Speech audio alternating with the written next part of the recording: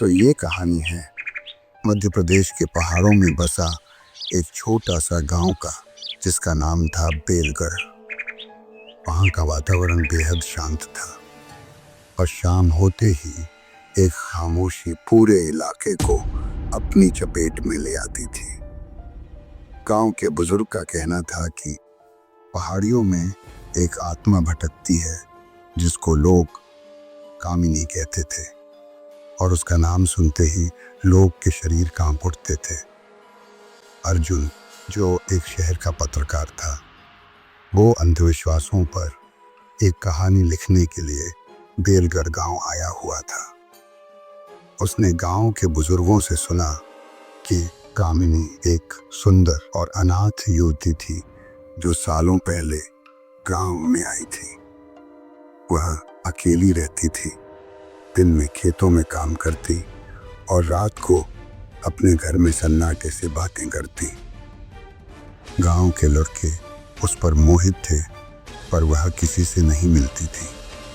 कहते हैं कि उसकी आंखों में कोई अजीब सा आकर्षण था, जो किसी को एक बार देख ले वो उसका दीवाना हो जाता था।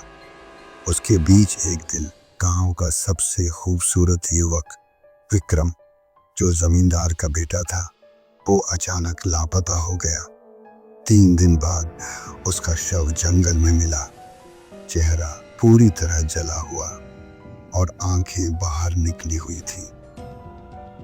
ये देखकर लोगों ने कहा कि वह कामिनी के पास जाया करता था, पर कामिनी से पूछने गए तो उसने सिर्फ इतना कहा, वो मुझसे कुछ चाहता था जो उसका नहीं था। उसके बाद 2 और युवक जो कामिनी के आसपास मंडराया करते थे, उन्हीं का भी ऐसे रहस्यमयी परिस्थितियों में जान चले गए। उसके बाद कामिनी पर आरोप लगे और गांव वालों ने सभी मिलकर एक रात उसे घसीटकर पंचायत के सामने लाए और बिना किसी सबूत के उसे डायन घोषित कर दिया गया। फिर उसे गांव के एक पुराने कुआं के पास जिंदा जला दिया गया। कामिनी मरते वक्त चीखते हुए कहा था, तुमने मुझे जिंदा जलाया है ना, अब मेरी आत्मा तुम्हारे पापों का हिसाब लेगी, हर जन्म में, हर युग में। कामिनी मरने में बस कुछ ही दिन हुए थे, गांव में अजीब घटनाएं होने लगी। कुएं के पास से गुजरने वाला बीमार पड़ने लगे और कई बच्चों की रहस्यमयी मौतें हुई। रात में एक औरत की चीखें और रोना सुनाई देती। गांव वालों ने ये देखकर उस कुआं को बंद करवा दिया और वहां एक मंदिर बनवा दिया गया ताकि कामिनी की आत्मा शांत हो सके। अर्जुन इन सभी बातों को बस अंधविश्वास मानता था और इस बात को जानने के लिए वो गांव में 4 दिन गुजारने का तय किया और कामिनी की कहानी पर लिखना शुरू किया। एक रात वह अकेले ही उस कुआं के पास चला गया। चांदनी रात थी। अचानक उसे ऐसा लगा कि कोई उसके पीछे खड़ा है। उसने जब पीछे पलटकर देखा तो वहां एक सुंदर युवती खड़ी थी, जो सफेद साड़ी, लंबे बाल, हरा बदन, नीली आंखें और हल्की मुस्कान के साथ अर्जुन को घूरे जा रही थी। तभी अर्जुन ने बोला, कौन हो तुम? उसके बाद उस औरत ने धीरे से कहा, मैं हूं कामिनी। ये सुनकर अर्जुन हंस पड़ा और कहने लगा, अरे वाह, तुम ही हो कामिनी। मैं तो सोच रहा था कि ये सब गांव वालों की बकवास है। उसके बाद कामिनी ने धीरे से कहा, बकवास नहीं अर्जुन, सच वही होता है जो देखा जाए, और अब तुम देखोगे। तब अर्जुन को कामिनी में आकर्षण महसूस हुआ। उसी दिन से वह हर रात उसे मिलने जाता। ऐसे कुछ दिन बीत गया और अर्जुन की आंखें धीरे धीरे सूजने लगी, चेहरा पीला पड़ने लगा। लोग कहने लगे कि उस पर भी कामिनी का वश हो गया है। एक पंडित ने चेताया कि कामिनी की आत्मा अब भी न्याय मांग रही है। जिसने भी उसे छल से छुआ, उसने मौत को गले लगाया। लेकिन अर्जुन मानता नहीं था।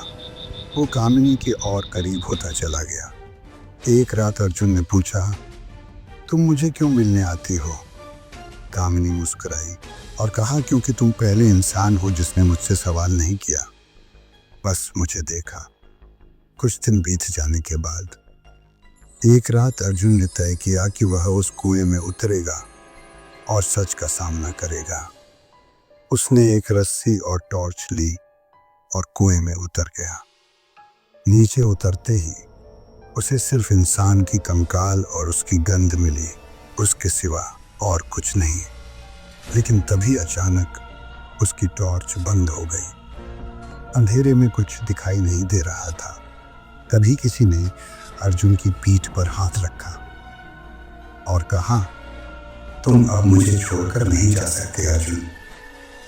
जब अर्जुन पीछे मुड़कर देखा तो वो कामिनी थी, लेकिन अब उसका चेहरा सड़ा हुआ था, आंखें काली और बाल मिट्टी में लिपटे हुए जैसे। कामिनी ने कहा, मैंने तुमसे प्यार किया है, अब तुम मेरे हो हमेशा के लिए। तभी अर्जुन की चीख कुएं के अंदर गूंजती रही और फिर सब शांत हो गया। अगले दिन गांव वालों ने देखा, कुएं का पत्थर फिर से टूटा पड़ा था। अंदर सिर्फ अर्जुन की घड़ी मिली, पर वहां उसकी लाश नहीं थी। और लोगों ने ये सोचने लगे कि अर्जुन की भी वैसी तरह मौत हो गई शायद। कुछ ही हफ्तों में गांव में और एक लड़की आई, गोरी, शांत, सुंदर। उसका नाम था काव्या। लोगों ने उसे पसंद किया, पर पंडित ने उसकी आंखें देखी और कांप गया और कहा, ये तो कामिनी।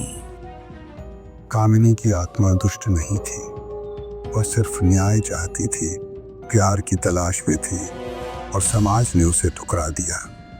उसे प्रेम के नाम पर लूटा गया और फिर बिना सबूत उसे मार दिया गया। तो दोस्तों, इस वीडियो में बस इतना ही।